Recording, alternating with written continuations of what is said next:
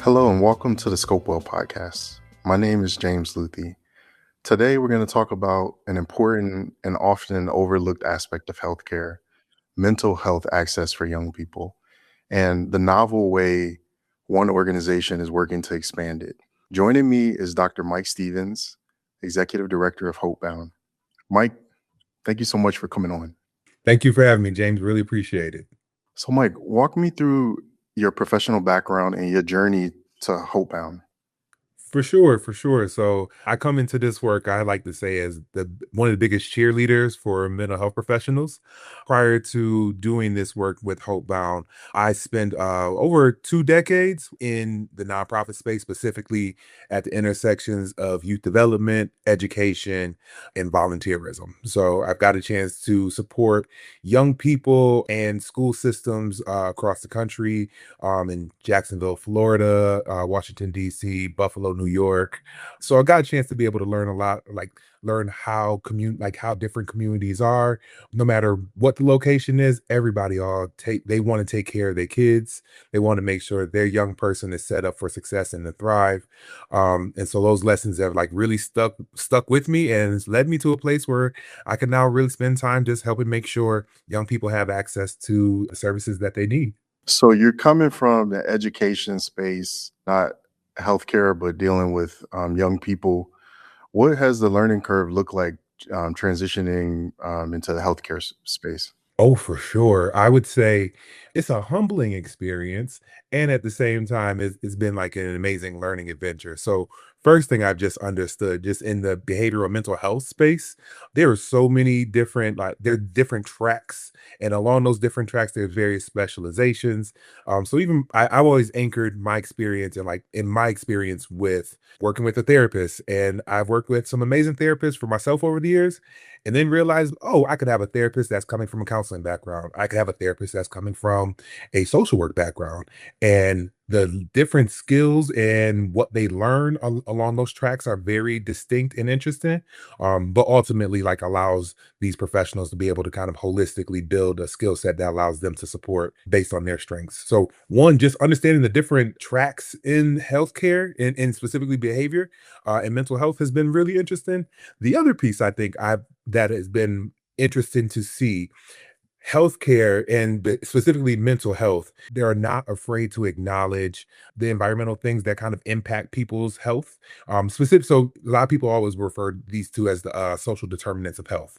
And so a lot of times where someone lives, their zip code can have like an outsized impact on their health outcomes, and especially like mental health, behavioral health, emotional health. And something that I've appreciated is like healthcare is, again, specifically mental health. Folks are not afraid to acknowledge that and then spend a lot of time trying to think about how to provide supports and strategies with these specific conditions in mind.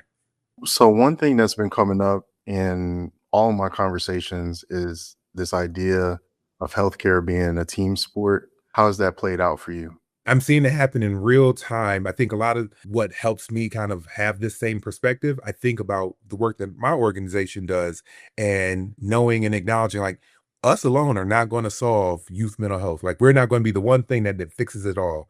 But it is us in community with other organizations, other stakeholders, and collectively it helps to make that work happen. With some of the best organizations that are doing this work, often I think you can hear them talk about something that they will hang their hat on and have some pride is having strong referrals and linkages that they make available to the people that are supporting them. So just in that vein alone, like the best of the best already acknowledged, like them alone are not going to be the one-stop shop for everything, but they got other people who they then connect with and help do the work. Again, I come into this space spending most of my experience in education and youth development. So I understand what it takes to set a young person up for success, but I don't come in with the clinical background and expertise.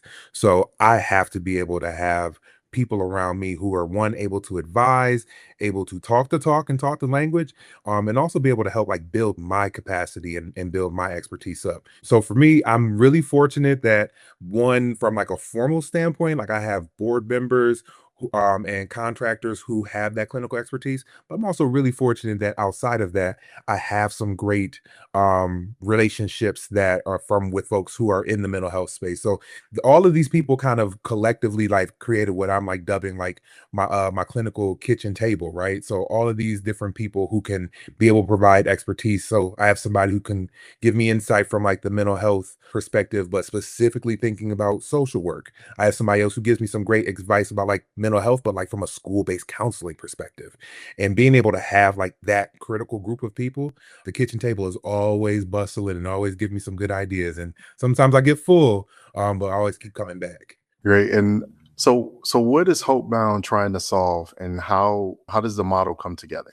For sure. So for us, I'd like to say that Hopebound is it has two audacious approaches, or two audacious intents. We are looking to be able to take care of the kids of young people today and help train the therapists of tomorrow. And so the way that this looks, Hopebound provides teletherapy at low to no cost to families. So regardless of insurance and regardless of income, regardless of zip code, if a young person would like to have therapy, they can have access. And the way that we go about providing this is by delivering a clinical internship experience where we recruit graduate students who are working to get their master's in counseling, social work, marriage and family therapy. And we provide them with an in-house clinical supervisor who is meeting with them on a weekly basis to help go over cases, be able to guide them in building their clinical practice, and at the same time helping to make sure they're advising on all of their cases. So our young people are also making like they're under the care of a licensed mental health professional through this clinical supervisor. And we like to call these interns emerging clinicians. These emerging clinicians are getting hands-on experience and being able to work directly with families. And in a lot of instances, these emerging clinicians often are people of color. They're our local women, and they have a lot in common with the people that they're serving. Very similar lived experiences. So our clients are also able to see themselves in the people who are delivering these services. When someone hears that there are pre-licensed clinicians delivering care, I think a natural question arises of how do you do that responsibly? How would you answer that? Oh, for sure. So first things first, the folks who are doing this, they're in the actual internship part of their graduate study. So they're right at the end. They got all the theory, they've been doing all the studying and practice, and now it's time for them to roll their sleeves up and to learn. I liken it very similar to the K-12 space around like the concept of a student teacher. So I remember a number of the student teachers that I had growing up, and they work right alongside that classroom teacher, but they understand the lesson that is at hand. And they're while they're still learning, but they know they spend a lot of time and intention helping make sure that the student in this instance like understands and is coming along. It's the same thing when it comes to pre-licensed mental health professionals. They are working directly under the supervision of a licensed clinical supervisor who consults with them every single week on all of their cases. Also, there's some real good research out there that shows that these pre-licensed folks are probably some of the sharpest people you could ever be working with in this time and space. They are getting feedback constantly. Every single session that they do, they type up their notes and then they review those notes, they get feedback, and then they have to go and then do better next time. And then after they do better next time, they go get feedback again and then have to do better next time. I'll go out on a limb and say, working with folks who are pre-licensed in this sort of phase, this is when they're the sharpest. This is when they are getting some great, amazing feedback, and all they want to do is just learn how to be the best. What made the need for this feel real for you personally? I'd like to say my part-time job is being Uncle Mike. So I have a gaggle of nephews and nieces. I love them all dearly. And what made this really real for me is just watching the experience my niece was having as a teenager, and in specifically how she was experiencing social media and being able to just sort of see like what impact it was having on her and her self-esteem. And so one like that is just like I'm watching it in real time. Like, my goodness, I didn't realize that like the screen could have that type of effect. But then when I learned later on that like her experience is not in isolation. I think this was the Pew Center had put out a report that said in 2024 48% of youth said that social media was harmful to their age group. That's an increase from in 2022 when it was 32% of youth saying that. So more and more youth are saying that they see social media being harmful to people in their age group. So seeing that that is like it is happening, there are things happening in our society that has like these outsized impacts on our young people and particularly their mental health. Like it makes sense. It feels like to me one of the most responsible things, but also just like in terms of trying to make sure the next generation at least has a better leg up than we have, making sure that they have access to these sort of supports, knowing that like the experience that they're currently having. Social media is such a big one that I think I'm surprised that's a high number, but I'm surprised it isn't even higher. I think it impacts almost everyone. And then I would say lingering effects from COVID as well, and the isolation that a lot of people experience, and young people especially. Sometimes they're not brought up in that conversation, but I think that there's a lot of lingering effects from that as well.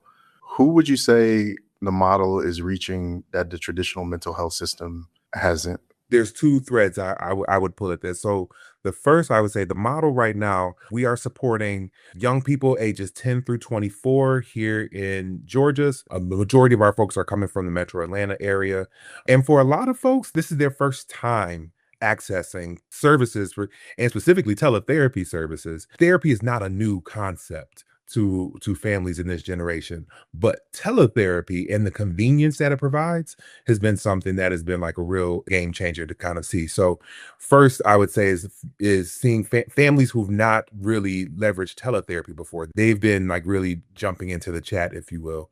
And then the other constituency I would say that is really accessing services that may not always get access to it. We like to also say that we focus specifically on providing culturally relevant care and supporting folks from marginalized backgrounds and marginalized communities. So something I would say, something that we're seeing, we see a lot of our LGBTQ plus kiddos accessing care. And it's really important because for young folks, you want to be able to be in a place where you are seen, you are heard, and you're validated.